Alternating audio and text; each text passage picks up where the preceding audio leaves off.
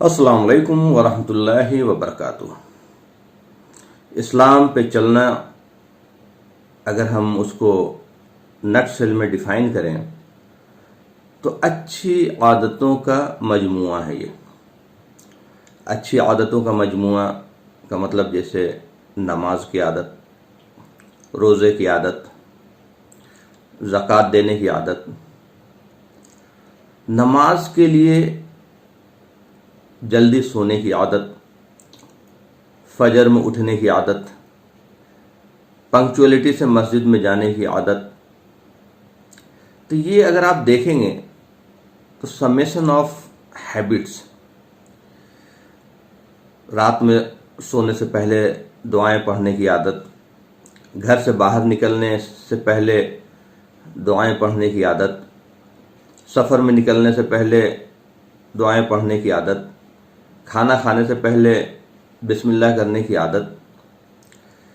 तो ये आप देखेंगे कि छोटी छोटी हैबिट्स, आदत, इस्लाम पे चलना फिर बहुत आसान हो जाता है।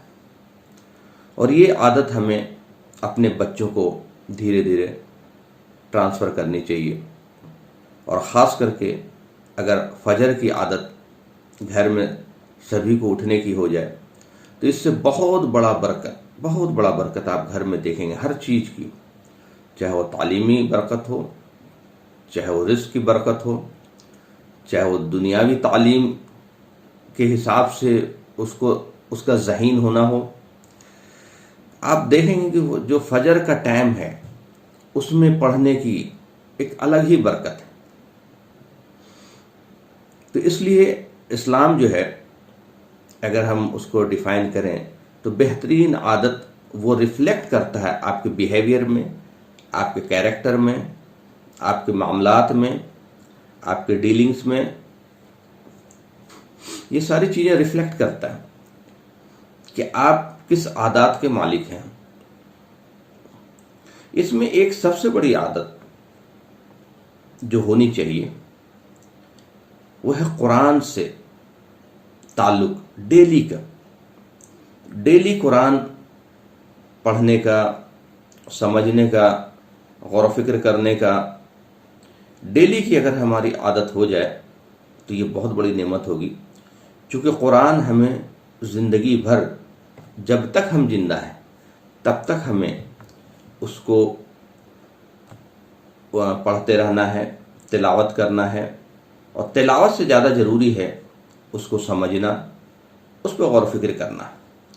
तो हमारी 10 मिनट की अगर ये आदत में हमारी शामिल हो जाए, 10 से 15 मिनट हार्डली दिन भर में किसी भी वक्त, लेकिन सबसे बेहतरीन वक्त है फजर का नमाज पढ़ कर आएँ और घर वाले के साथ बैठ करके मैं बताऊंगा उसमें एक्चुअली हमें क्या करना है। तो ये आदत अगर हमारी हो जाए तो इससे बहुत बड़ा नफ़ा होगा। फिर ये आदत जो है इस तरह की होगी कि फिर इवन आप सफ़र में भी होंगे तो वो नहीं छूटेगा।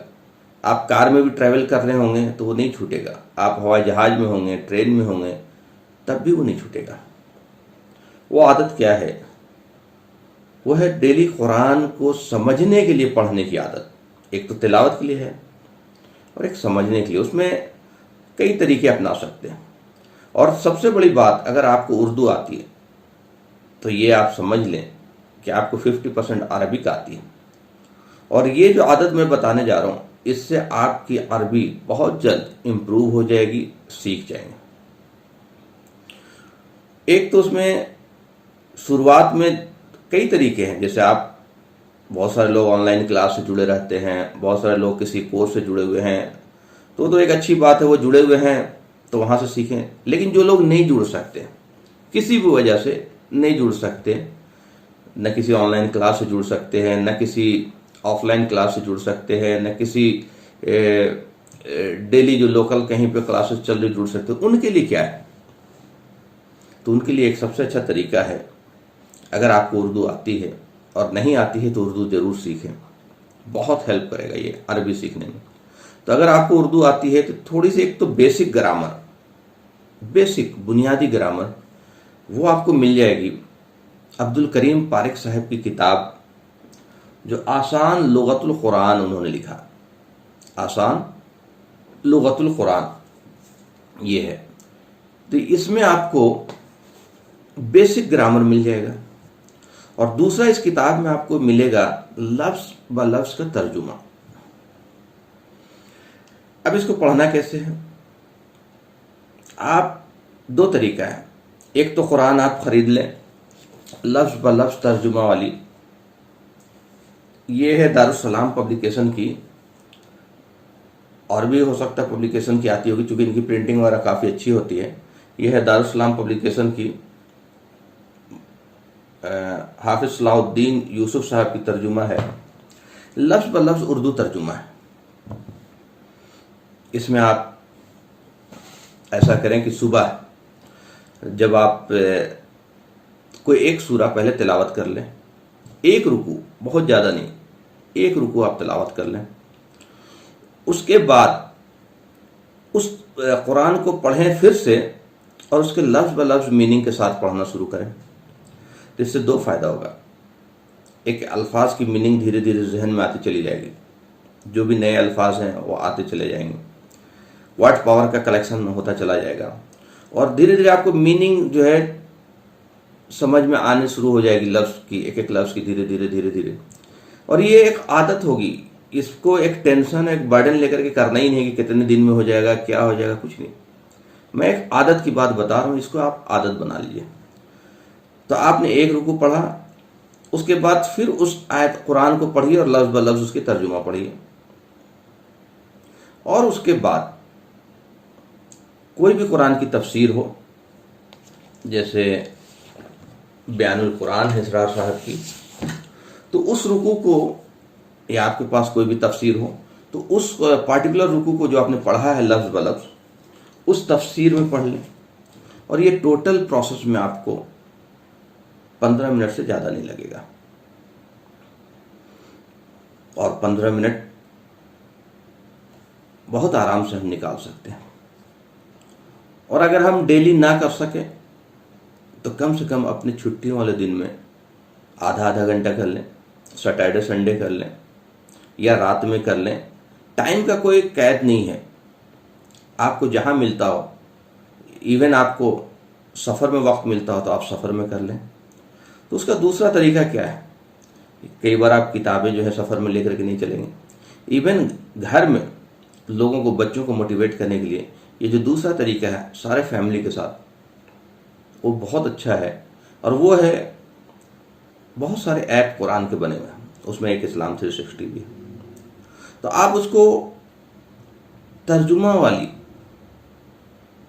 آپ اس کو پلے کر لیں، کوئی بھی سورہ، جیسے میں اس میں ابھی پلے کروں گا ایک سورہ محمد، اس میں آپ سلیکٹ کر لیجئے ترجمہ، اردو ترجمہ، اور کسی قاری کا آپ اس میں یہ سلیکٹ کر لیں، اور اس کے بعد آپ اس کو پلے کریں۔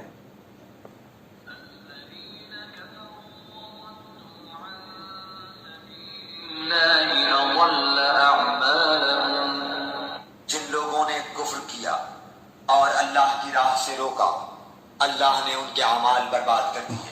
والذین آمنوا وعملوا الصالحات وآمنوا بما نزل على محمد وهو الحق من ربهم كفر عنهم سیئاتهم وأصلح بالهم۔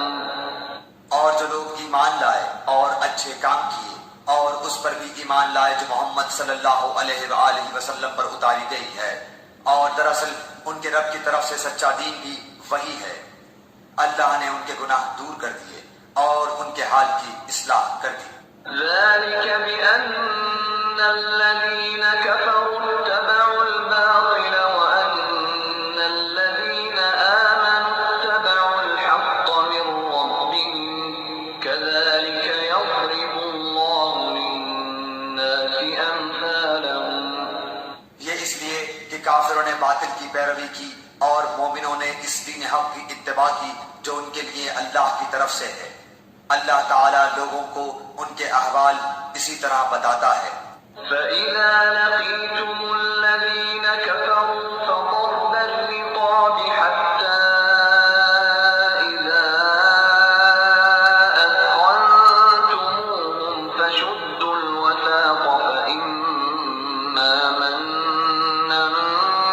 بعد وإما فداء حتى تضع الحرب أوزارها ذلك ولو يشاء الله لانتصر منهم ولكن ليبلو بعضكم ببعض والذين قتلوا في سبيل الله فلن يضل أعمالهم.